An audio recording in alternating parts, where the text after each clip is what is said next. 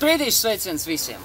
Es sēžu zem ļoti reti sastopamajā šajā reģionā, kur es atrodos, Kaukas upes ielajā, Artokarpos Kamansi, tā sauktais maizes rieksts.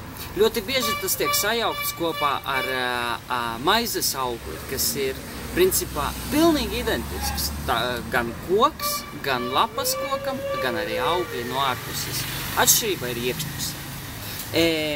Šis koks ir izplatījies pa visu tropisko reģionu, pa pasauli, īpaši pat Klusā okeāna salām un bijušajām kolonijām Latīņamerikā.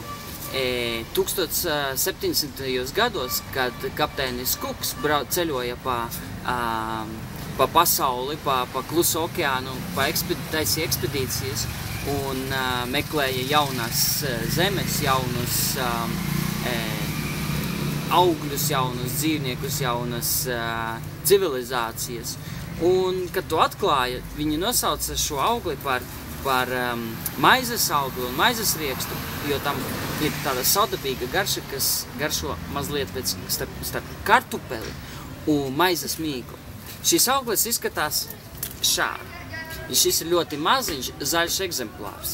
Es to esmu noplūcis šodien, lai parādītu jums, kā tad viņš izskatās, jo joprojām vēl nav sezona maizes riekstam un ļoti reti, kad nokrīt kāds nobriedis auglis. Šīs auglis var sasniegt ļoti lielu izmēru, un tāpēc tad ir pat bīstami sēdēt zem šāda koka, jo kāds no tiem augļiem var nokrist un uz galvas uzkrist, un tas nebūs patīkami. Āfrikas sugas brālim šī augļa izmēri sasniedz līdz pat volejbola bumbas lielumam un sver līdz pat 8,5 kilogramiem, kas nozīmē kritiens no 35 metru augstuma, to, ko sasniedz šīs koks, varbūt pat letāls.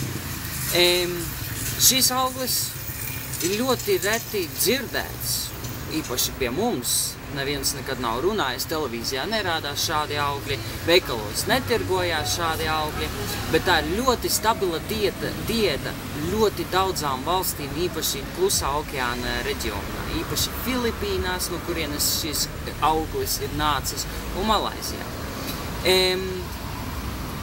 Es atvēršu šo augli un parādīšu, kā viņš izskatās iekšpusē, kaut arī īsti būtu jāgaida nogatavojies auglis, jo iekšpusē tam ir sēklas, kas sasniedz līdz pat 15–16 gramu svaru, un viņas ir diezgan lielas šāda lieluma, un tā ir ēdamā daļa maizes rieksta. Maizes auglis savukārt ir daudz vairāk izplatīts, jo viņš tiek ēsts pilnīgi viss auglis. Un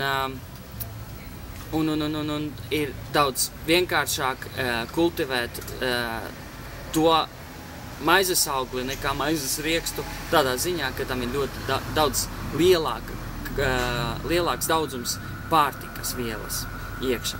Šis ir ļoti labs proteīna un vitamīnu avots. Tas ļoti garšīgs ēdiens, viņu var pagatavot visvisādākos veidos.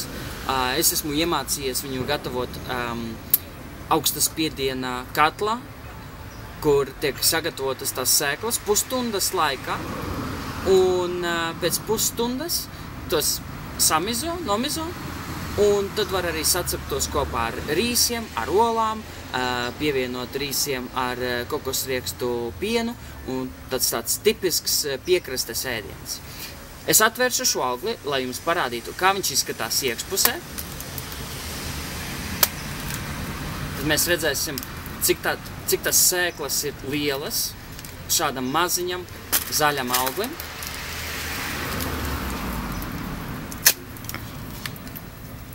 Kā redzat, tās sēklas vēl joprojām nav lielas, un augļa mīkstums ir diezgan paciets. Tad, kad šis auglis nobrīst, tad viņš ir pilnīgi ar rokām var iebāzt pirkstus iekšā un izvilkt ārā visu to mīkstumu kopā ar sēklām. Bet, šīs sēklas ir diezgan palielas jau uz šo brīdi. Šis ir tāds klasiskais lielums tām sēklām, to, ko parasti arī ēd. Tad, kad viņu pagatavo, tad viņu nomizo, un tā iekšējā puse, iekšējā daļa ir ēdama un diezgan garšīga. Tādu nesagatavotu augli, es domāju, ka īsti nevar ēst. Negaršo. Nav ļoti garšīgi. Un, nu jā, šis ir tāds ļoti interesants ezis. Labi, visiem sūtu lielu sveicienu, sprīdīšu sveicienu, un atvados līdz nākamajai reizei, kad pastāstīšu par kādu citu interesantu augli. Man ir viens eksemplārs, kuru pat es nezinu, kā viņu sauc. Čau!